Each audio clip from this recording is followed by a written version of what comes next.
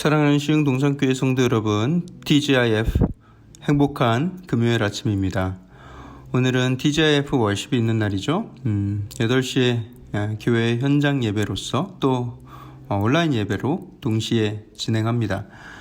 하지만 여러분들의 가정만큼이나 우리 예배실도 안전하다는 사실을 기억하시고 온라인 예배도 좋지만 현장 예배에 몇 배나 더 뜨거운 기도의 역사가 부어지고 있음을 기대하시고 오시면 좋겠습니다. 자, 오늘 2021년 4월 23일 금요일 시동을 위한 메시지 지금 시작합니다. 오늘 우리에게 주시는 하나님의 말씀은 출애굽기 10장 21절에서 29절의 말씀입니다. 출애굽기 10장 21절에서 29절의 말씀. 이스라엘 백성들은 지금까지 430년이나 종살이를 했습니다.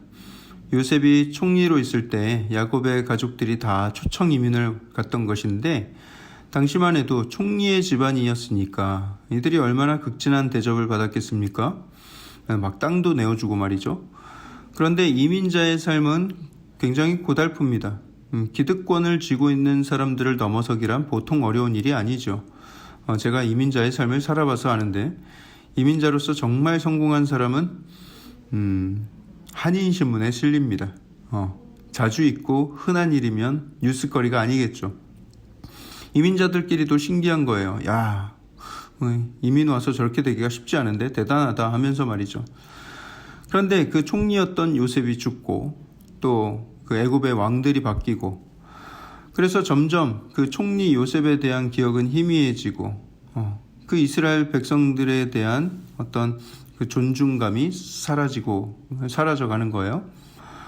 총리에 오른 히브리인들, 그 뒤에 높은 자리에 오른 히브리인들은 한 명도 없었던 것이죠.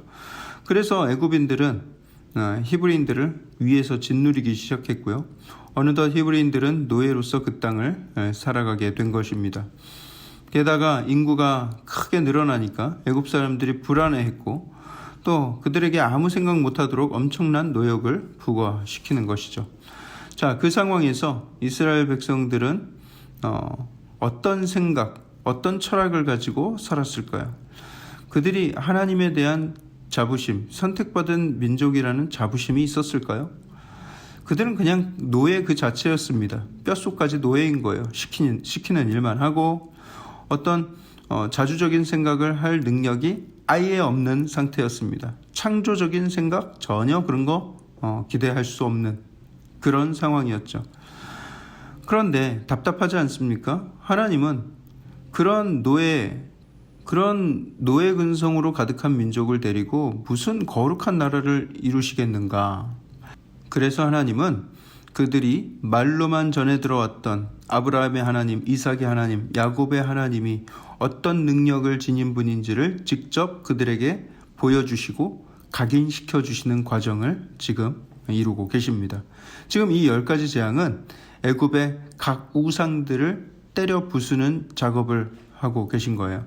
그들이 지금까지 애굽에 살면서 애굽 사람들이 형통한 것은 이 땅의 신들 때문이구나 라고 생각했던 것들, 그래서 그들 마음에도 조금은 그 신들을 의지해 왔던 그 모든 것들이 완전히 다 허망하고 무의미한 것들임을 깨닫게 하시는 과정이라는 것이죠. 예를 들어서 메뚜기 재앙은 그들이 믿고 있었던 하늘의 신 누트 그리고 곡식의 신 셰트를 완전히 세트로 말아버리는 그런 과정이었던 거예요. 그래서 이 모든 것, 곡식을 다스리고 또 이 하늘을 다스리는 것은 누트와 셰트가 아니라 하나님이시구나 라는 것을 애굽 사람도 알고 또 이스라엘 백성들에게도 각인시키는 작업인 것이죠. 오늘도 여전히 바로와 애굽을 향한 10가지 재앙이 이어지는 내용인데요. 오늘은 그 9번째 재앙인 흑암의 재앙입니다. 그런데 오늘 본문을 잘 보면 평소와는 다른 패턴으로 일하시는 것을 볼 수가 있습니다. 오늘 이 9번째 재앙은 다른 재앙들과는 달리 사전 경고 없이 그냥 곧장 흑암이 있게 하라 말씀을 하십니다. 흑암이 그 땅에 내리게 되었는데 3일 동안이나 내리게 되었습니다. 전기 없이 3일 동안을 지내보신 분 계실 거예요. 굉장히 답답하죠. 그런데 그 정도 수준이 아닙니다. 아예 낮이라는 게 없는 거예요. 아예 그 대낮의 빛도 없는 거예요. 밤이 돼서 어두운 정도가 아닌 것이죠. 완전한 어둠. 눈앞에 사람도 분간할 수 없고, 또 거기 보면은 23절을 보면 일어나는 자가 없었다. 너무 어두우니까 일어날 엄두도 나지 않는 그런 완전한 어둠으로 사람이 정신적으로 완전히 황폐해지는 수준에 이르게 되는 것이죠. 그 어둠이 3일 동안이나 지속이 됐는데, 이 성경에서 이 3일은 굉장히 큰 의미가 있는 시간입니다. 예수님이 죽으신 지 사흘 만에, 3일 만에 다시 부활하셨고요. 그리고 요나가 물고기 뱃속에서 3일을 있었습니다. 그 어둠 속에서의 3일은 완전한 죽음에 대한 체험이에요. 그 3일 동안에는 죽어 있는 것입니다. 저는 예전에 이 말씀을 깊이 묵상하기 전에는 어둠의 재앙이 뭐 그렇게 큰 재앙인가, 이거 어두우면 그냥 자면 되지 라고 생각을 했어요. 하지만 3일 동안의 어둠은 사람을 극심한 죽음의 공포로 몰아가고, 그 안에서 완전한 죽음의 공포를 경험하는 시간이었을 것입니다. 그런데 23절 하반절에 아주 은혜스러운 장면이 나오죠. 이스라엘 자손들이 거주하는 곳에는 빛이 있었더라.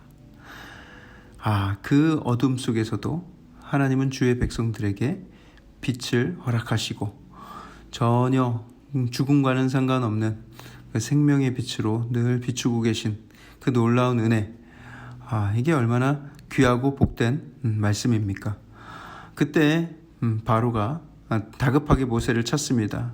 24절에 너희는 가서 여호와를 섬겨라.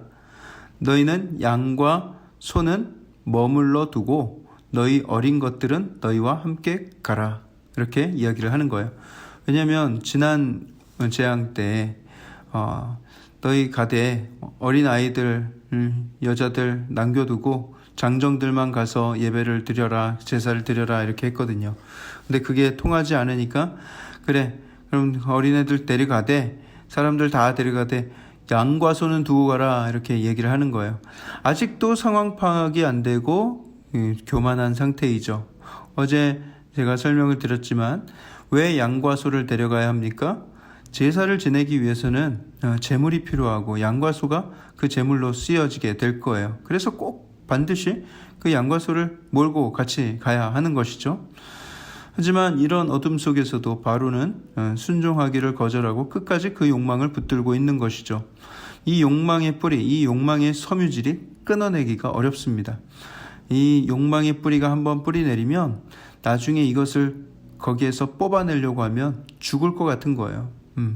그 욕망의 뿌리가 깊이 자라기 전에 그때그때 솎아내고 또 솎아내야 합니다. 애초에 이 뿌리가 자라지 않도록 주의해야 한다는 것이죠. 오래될수록 힘들어집니다. 바로가 그 욕망의 뿌리를 깊이 내린 상태에서 그 사악함의 절정을 드러내는 장면이 있는데, 28절에 바로가 모세에게 이야기를 합니다. 모세가 듣지 않으니까 너는 나를 떠나가고 스스로 삼가 다시 내 얼굴을 보지 말라. 네가 내 얼굴을 보는 날에는 죽으리라 하면서 협박 아닌 협박을 합니다. 제가 왜 협박 아닌 협박이라고 말을 했을까요? 바로를 안 보면 가장 좋은 게 누구예요? 모세죠. 아마 모세는 이 이야기를 듣고 할렐루야를 외쳤을 것입니다. 아싸. 그렇죠? 지금까지 모세가 바로 만나기를 좋아했습니까? 한 번도 좋아서 만난 적이 없어요. 오지 말라는 말에 모세가 얼른 그 말을 받죠. 말씀하신 대로 29절에 말씀하신 대로 내가 다시는 당신의 얼굴을 보지 아니하리이다. 아주 신나가지고 이야기를 하는 것 같아 보여요. 사랑하는 성도 여러분, 우리 하나님께서는 어둠 중에 있었던 우리를 광명으로 이끌어내신 하나님이십니다.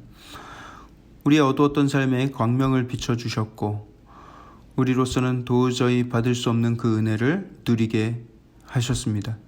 우리가 어둠에 있는 사람들보다, 세상 사람들보다 무엇을 더 잘해서 우리가 뭔가를 더 선하게 행했기 때문이 아니라 하나님의 일방적인 은혜로 그 선물을 주신 것이죠. 그렇기 때문에 우리는 겸손하게 그 빛을 비추며 살아가야 하겠습니다.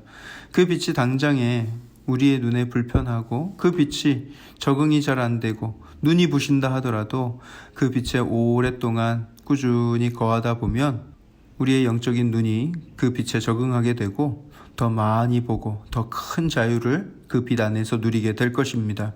그 빛 주신 하나님을 찬양하며 기쁨 가운데 오늘 한날을 보내게 되길 주님의 이름으로 축복합니다.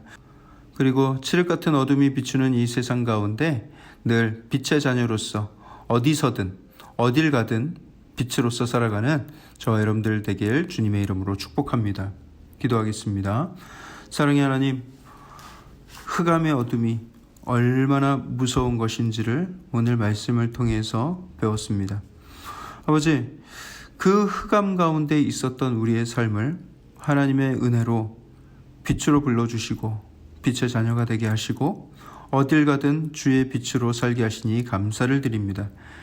이제 이 큰 은혜를 마음 가운데 깊이 감사하며 묵상하며 늘 찬양하며 아버지 빛된 자녀로서의 권능의 삶을 살게 하시고 어딜 가든 빛을 비추며 하나님의 영광을 드러내며 살아가는 주의 자녀들 되게 하여 주시옵소서. 이 모든 말씀을 살아계신 예수 그리스도 이름으로 감사하며 기도합니다. 아멘.